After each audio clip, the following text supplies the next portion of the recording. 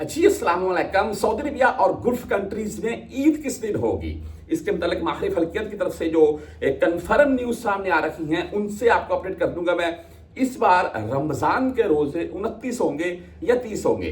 एक चीज मैं एक पिक्चर आपको दिखा रहा हूं। मैं ये वीडियो क्लिप आपके साथ पहले भी लगा चुका हूं। 27 शब की ये एक बेवकूफाना अमल है इनका। बाद में इनको गिरफ्तार किया गया, इनकी अच्छे से तफ्तीश तो की जाएगी।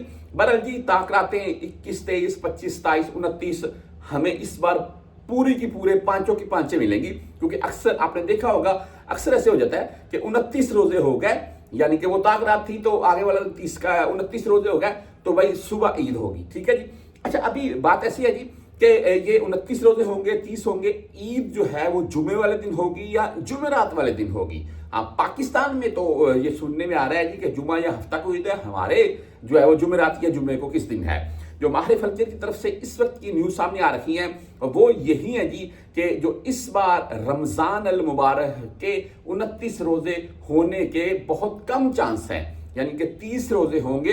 हाँ, एक दो फल्कियत माहिर फल्कियत ये भी कह रहे हैं कि 29 रोजे हो सकते हैं, लेकिन ज्यादातर यही राय आ रही है कि 30 रोजे होंगे इस बार माह रमजान के।